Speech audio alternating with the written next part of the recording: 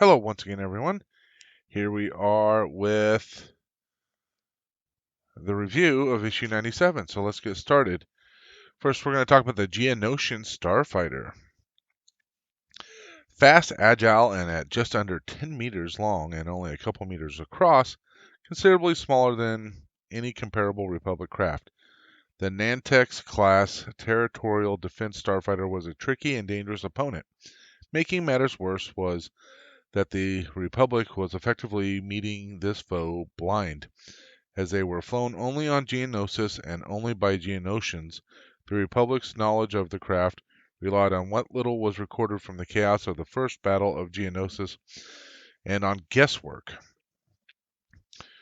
Rematch over Geonosis. When it launched its second assault on Geonosis, the Republic fleet found itself engulfed by wave upon wave of the distinctive starfighters. Flying in groups of three, the craft sped towards the incoming Republic landing ships head-on, using their combination of colorization, tiny front profile, and speed and agility to make the job of Republic gunners close to impossible. The nimble fighters continually snap-rolled into new approach vectors, making it doubly hard for an opponent to anticipate their next move. While the Geonosian Starfighters' small tractor beam projectors weren't of much use in the chaos, their main guns were devastating. Mounted on ball turrets in between the dorsal and ventral hull sections, the single laser cannon on each fighter was able to track, turn, and fire on an opponent side-on to the fighter. This was an unpleasant and regularly fatal surprise for troops that thought the passing fighter had missed on its initial approach and was no longer a danger. The Geonosian starfighters did less well against the flights of Y-wing fighter bombers sent to harass and destroy the flak cannon and other ground defenses. However, fortunately for the Geonosians, there were fewer Y-wing squadrons than the Republic would have liked, and they were spread thin for the invasion of the planet. When Republic troops made it to the ground, by choice or when they were forced down, the fighters switched to explosive strafing runs, though their speed and the configuration of their guns meant that they were far less suited to the steep approach necessary for such an attack run. Ultimately, the fighters returned to making attacks on the Republic Y-wings, leaving aerial assaults on the clone troops to the winged Geonosian warriors. Built around the pilot, the Nantex-class territorial defense starfighter was unmistakably designed and built for and by Geonosians. Because of key components of its control system, it could only be flown by Geonosians. This, and the fact that Geonosians guarded their technology so fiercely, explained why the ships were never seen off-world, save for a few captured examples. The starfighters were manufactured by the Hoopla Pasa Tisk Shipwrights Collective, who also manufacture Count Dooku's personal solar sailor. The main hull was built of light and flexible lamina steel, wrapped in a semi-molten state around an assembled space frame complete with all internal components. The engines and weapons were fixed in place by powerful electromagnets, allowing them to rotate.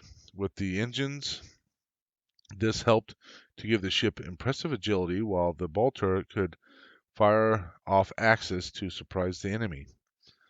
Additionally, there were no less than 100 small tractor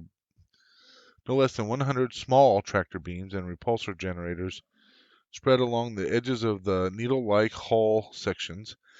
These could adjust the trajectory of the flight and even redirect the laser blaster fired by the primary weapon.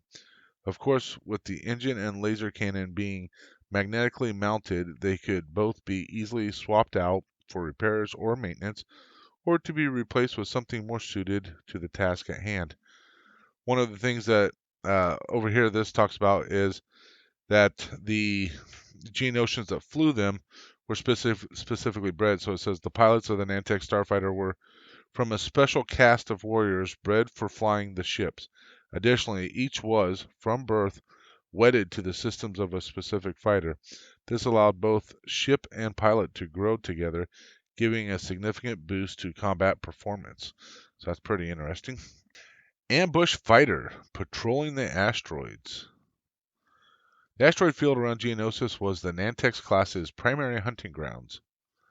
The low emission engine of the ship, its small size, and the semi organic nature of many of its systems meant that it was hard to detect by approaching ships, especially as much of their attention would be devoted to navigating the field. Add to that its brown and bronze coloring, giving the craft effective camouflaging, and the Nantex was a very nearly perfect ambush starfighter. However, even the Geonosian's sensors had a hard time in the ore-rich asteroid field. Sail away, our behind the scenes here, and we're looking at Count Dooku. The initial design of the Geonosian Starfighter showed it with a sail until that design feature was passed on to Count Dooku's Solar Sailor. In the end, the starfighters were only shown in action uh, alongside Dooku's speeder bike flight from the Stalgassian hive to the hidden escape ship in Attack of the Clones. It wasn't until the second season of Star Wars The Clone Wars that fans got to properly see the Nantex Starfighter in action, this time to devastating effect during the Second Battle of Geonosis. Moons and Planetoids. Moons are natural satellites by definition. They include any celestial object that orbit a planet or dwarf planet, but they vary widely in almost every other characteristic. Some moons are tiny, while others are the size of smaller planets. Some, such as the single moon of Mon Calamari, are barren rock with no atmosphere, while others, such as Yavin 4, the ninth moon of Endor, and the moons of Naboo, are covered in rich vegetation that supports a range of animal life. Such inhabited satellites are often classed as planetoids or simply as worlds, in just the same way as planets that support the indigenous population. The number of moons possessed by planets varies widely, from none to 20 or more. LIGO, far out on the fringes of the known galaxy, is exceptional in possessing 1,000 moons, including Millis Prime. The satellite's relative size also varies a lot. Small irregular satellites, which are approximately spherical and have a near circular orbit, are thought to have formed out of the same matter that created the primary body. Some exceptionally large moons are believed to have originated from planetary collisions, after which the debris formed into one or more satellites orbiting the main body. Others still, whose orbit is unusual, are thought to be dwarf planets captured by larger planets when their movement around their sun coincided. Moons that have an irregular shape or a very eccentric orbit are commonly thought to have the remains of asteroids that thought to be the remains of asteroids that have been captured by the gravity of the larger body. Most moons orbit their planets in a prograde direction, in the same direction as the planet spins.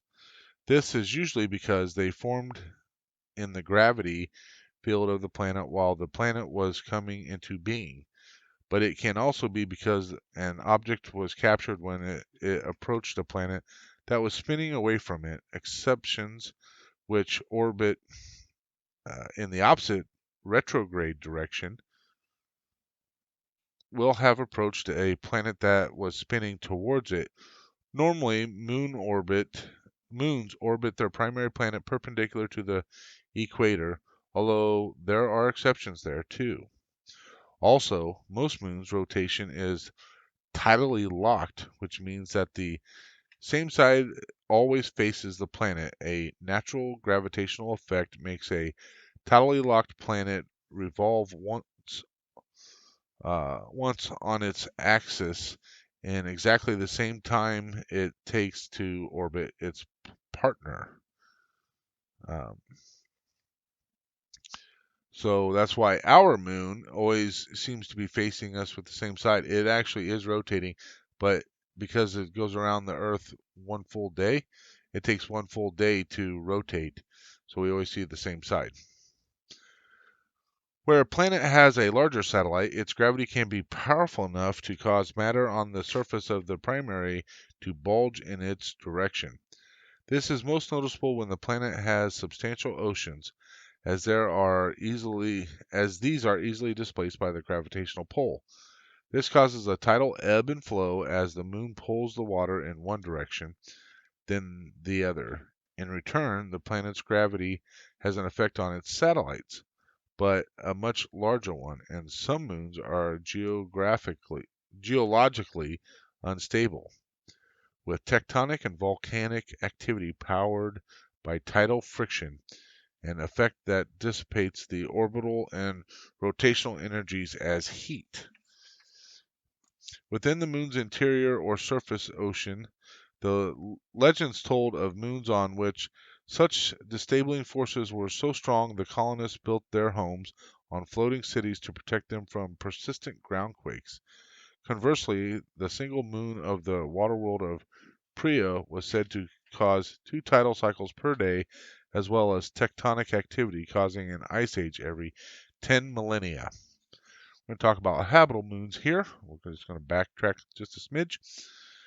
Planets are not alone in supporting life. Many moons are in fact larger than familiar inhabited planets, having sufficient gravity to retain an atmosphere and have surface conditions similar to those planets. Most of these orbit gas giants, which are big enough to support such large satellites. These include the fourth moon of Yavin, which at 10,200 kilometers in diameter is comparable to Tatooine and was the temporary home of the Rebel Alliance, or the fourth moon of Endor, whose 4,900-kilometer diameter makes it larger than Mustafar and is famous for its native Ewoks. So you get a kind of an idea here. We have Yavin 4, Endor, and Nar Shaddaa, and that's their relative size. So basically, that's the size that they are relative to each other. Historic moons. A number of moons have played a disproportionately large part in galactic events, mainly due to their being ideal hiding places or being in strategically important locations. Yavin 4 and the fourth moon of Endor were both the sites of major Rebel Alliance victories. Both moons have Type 1 breathable atmospheres and a surface covered in lush forests, but are otherwise primitive, which suited both the rebels and the Imperials when they were looking for sites to construct secret bases. Other famous moons include Nar Shaddaa, who we just talked about on the other page, otherwise known as Smuggler's Moon, which, like Coruscant, is completely urbanized and is an important center of galactic trade, both legal and probably more so illegal. The frozen moon of Rishi was the site of an important Republic listening post during the Clone Wars, while Millis Prime was conquered by the Separatists during the same conflict and its native angels, legendary for their beauty, driven away. Real moons, and this is our behind the scenes here. There are almost 400 known natural satellites in our own solar system, including the moons orbiting 6 planets and many minor planets or asteroids. Mercury and Venus have no moons. Earth only has one and Mars has two. Jupiter, Saturn, Neptune, and Uranus have many more, including 6 comparable in the size to our own moon.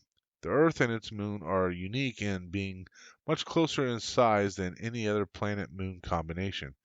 So much so that it has been argued that they should be considered a binary planet system. The largest moon in the solar systems are Jupiter's Ganymede, Callisto, Io, Europa, and Saturn's Titan, and our own moon. The biggest 4 of these are comparable to the size of the planet Mercury and are large enough to have been discovered by Galileo some 400 years ago using a relatively primitive telescope with a magnification of just 20 times. So there you go, a little behind the scenes action, and that is everything for issue 97. So in this issue, we applied 52 pieces to the rear engine section, and so that's really starting to come along. And all these little dots here shows where all those pieces were, so you can kind of see how all of that went. And then in issue 98, which will be coming up soon, we get some more landing legs or landing gear stuff. We get some more stuff for the rear section. We get stuff for the front on the mandibles part. And then we have some more detail parts there. I'm not sure where those will go, but I guess we'll find out. So with that, I want to thank you all for watching, and may the force be with you always.